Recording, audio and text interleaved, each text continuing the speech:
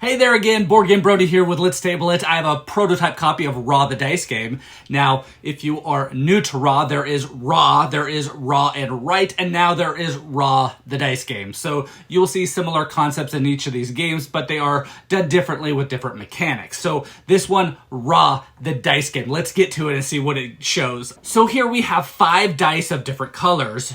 On your turn, you will take them and roll them all. Each time you roll, if any have a result of a raw symbol, which is this symbol, then you will take that die and set it aside as it will be used on the raw track on this board, moving its marker to the next space of the track, going from left to right. This is like a tracker for the game. Once the raw marker gets to the end of the track, it will end that round, known as an epic. And there are 3 epics in the game. After rolling your first time, you can decide to re-roll any dice besides the ones that resulted with the raw symbol. And then a third time as well, you can re-roll again, keeping or re-rolling the dice that you want to. But overall, you can roll up to 3 times with a varying amount of dice that you choose. After 3 rolls, or whenever you decide to stop, you will then use your dice to perform actions on the board. Each result has its own spot on the board, and it will help you to score points, hopefully, and they are done differently out here on the board. And sometimes if you don't play on a certain spot, you can possibly receive negative points as well. If you have played the other Raw titles, these will feel similar, but even if you have not played any of those, you will match the icons and know what to do while playing after, a game or two. First is the Ankh symbol. This is like a wild. You can pair them with other dice to make those actions from the other dice more powerful. And it counts as an extra symbol of the other die that you pair it with. If you have multiple, you can choose to apply them to the same or different groups of dice, but you have to group it with a die that you have rolled of that type. They cannot be paired together with another wild to be used together. Also, if you have 2 of these, you can choose to immediately score 2 points instead of applying them to the different scoring areas. Next is the Pharaoh. For each one of these, you will advance your marker on the Pharaoh track by 1 space. And at the end of each epic, the player who is most advanced on this track, they will score 5 points. And the player that is the least advanced will lose 2 points. If everyone is on the same space, then no one receives any points and there's no penalties as well. If you score the 5 points, you then are going to move your marker back 2 spaces for the following epic. And if you are the player who lost 2 points, you would advance your marker up 1 space. And these markers are then left between rounds. The Nile is similar to the Pharaoh, as you will be moving it up on a track for each result. But also, if you have 3 Nile symbols, with at least one of them being the real Nile symbol instead of just all 3 wilds, you can place another marker in the flood catchment area at the start of the track, that is. And then when you advance the Nile track markers for each die, you will advance all your markers up 1, or the number of dice that you want to use to move them up on the track. At the end of each epic, you will score depending on how many markers that you have on the track. If you have 1 marker, you score no points. If you have 2 markers or more, then you will score points equal to the value spaces that they occupy. Then you will remove all the markers except for 1 from the track, and then you will leave that 1 marker on the Nile track between epics. This is the civilization symbol. You will need at least 3 dice to grow your civilization by 1, and at least 1 of these dice needs to be the actual civilization symbol, and the other 2 can be wilds if it so be. If you have 4, at least 2 of them need to be the real civilization symbols, and then you can place 2 of your markers here. And if 5 of them, with 3 being the real civilization symbols, then you can place 3 of your markers here. The space you can place your markers needs to match the color of the real civilization die that you rolled.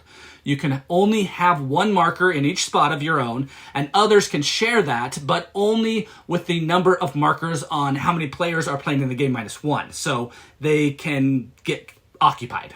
At the end of each epic, you will score points according to the number of markers you have in this area in total.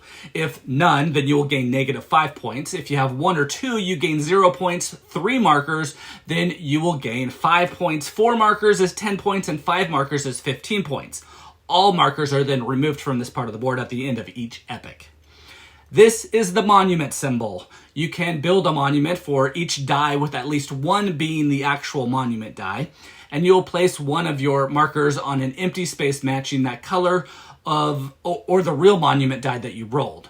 When you have one die and are placing just one marker, the marker can be placed in any column regardless of the other markers that you placed previously. But the other way to do this is with 3 dice to build 2 monuments. You have to place a marker on an empty space matching the color of the monument symbol you rolled. Your second marker can only be placed in a column that does not have one of your markers in them.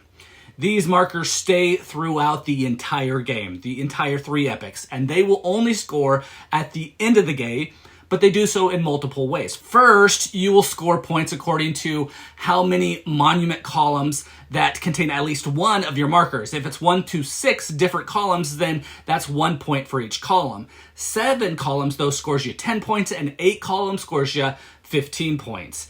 Next, you will score according to the number of markers you have placed on each column. If it's 0 to 2 markers, that is 0 points. But if you get 3 markers, it's 5 points, 4 markers, 10 points, and all 5 markers in a column is 15 points. And the last result is the raw symbol. Again, these are used for the raw track, and wilds cannot be used to move on this track. If you rolled 1 raw symbol, you will advance the raw marker by 1. If you roll 2, you will advance it by 2.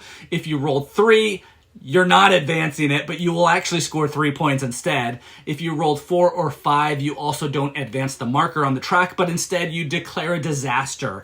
And you can choose a disaster to affect the Pharaoh, where each opponent has to retreat their marker on this track by 2 spaces, but not below 0. The Nile, where your opponents have 1 marker on this track, then they will move back 2. But if they have more than 1 marker, then they must remove one of those markers. For the civilization, if you choose this one, your opponents must each remove 2 of their markers from the civilization space of their choice. And the monument spot, your opponents must remove 2 of their markers from the monument spaces of their choice. And you're going to choose one of those for them to do. So you'll continue rolling dice, and then when the raw marker gets to the end of the track, the epic ends, and some scoring is done, as I've mentioned.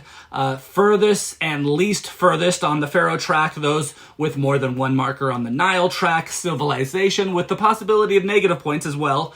After 3 epics, you will score the last epic, including the monument area, and the player then with the most points wins the game. And, well, that's Raw the Dice game. See if your dice rolling skills, give you those icons that you want to do well in this game. But yeah, it's dice, so the results are random. But you have a choice after the first roll of the icons that you want to keep and which ones you want to re-roll. Of course, minus any raw dice. But even though you don't re-roll the raw dice, you are making a choice. And, if it's 1 or 2 of them, you potentially are saying, let's move that marker up. But maybe you say, hey, let me use those dice better by re-rolling the others to try to get 3 raw dice, because 3 gives you 3 points, or 4 or 5 give you a disaster to hurt your fellow players. So it's a valid strategy after, your first roll to just go for raw dice if you already rolled some already. And then you have the Pharaoh track, where you want to try to lead this track if possible. But if you are not even close to the others, it might not be worth your time to be able to move up on that.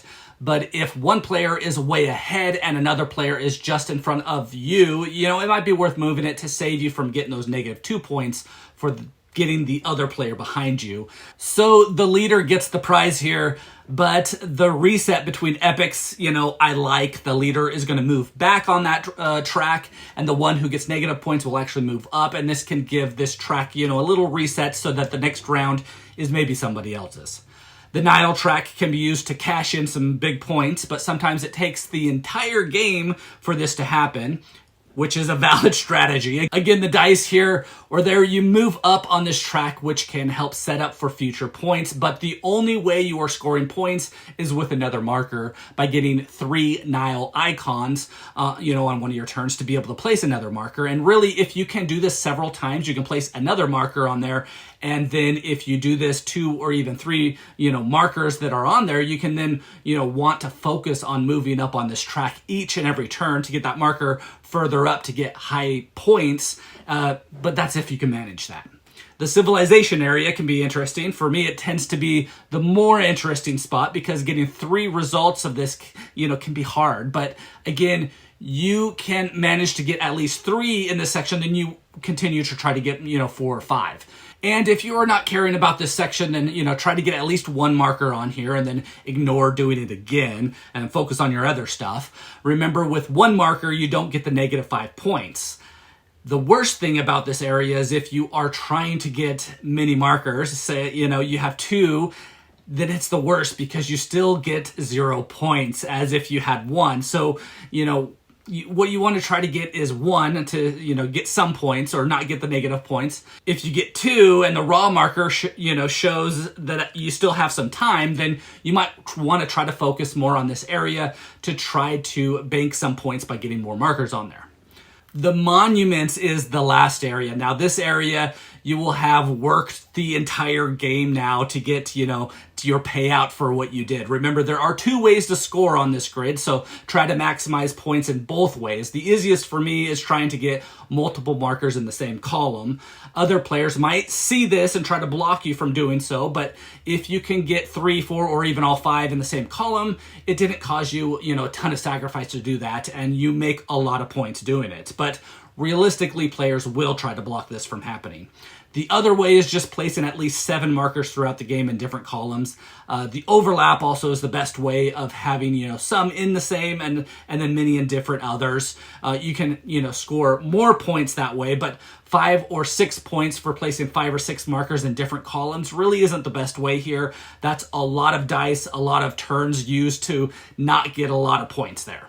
Now, overall, you want to maximize the higher scoring methods with whatever area you choose to focus on for the epic in the 3 areas. And then whatever focus on, for the monuments at the end of the game as well. The player who gets their points by doing really, good in one specific area over others will do better in this game. If you are just, all over the same, same amount of dice in different areas, you tend to not maximize your points and you might not get those negative points, but you also won't get the mega points. So usually minimum in areas you need to, then focus on other areas to get the big points, and you do better that way.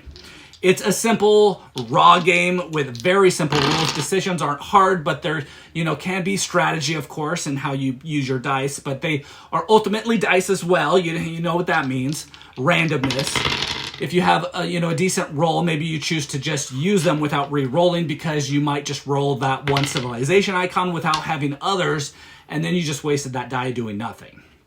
The components, are real nice chunky dice. The colors are good. The similar raw style art that's in, the others. The game comes with player aids to help you reference each icon if needed as well. The board gives you enough room to place your markers, but not too big that, it's more than what's needed, but not too small that things are too confusing and crowded. I think when I showed it to my kids, I think they actually prefer this raw game over the others. I think they, can just visually see what tracks they want to go for and what to move up on and focus on. Also, I think they know, I have bad luck rolling dice, so they think it's funny, when I don't get what I want to do. There's no bidding, there's no auctions, just rolling chunky dice up to 3 times and getting what you get. BGG has this a tad bit lower on its complexity compared to the others, so there's that as well. Again, this is Brody with Let's Table It, where we get games to the table like this one, Raw, the dice game by 25th Century Games. It's a dice rolling icon selection game. Please like and subscribe to our channel. We are working hard to bring to you videos like this one so you know if these games here are ones that you want to get to your own table.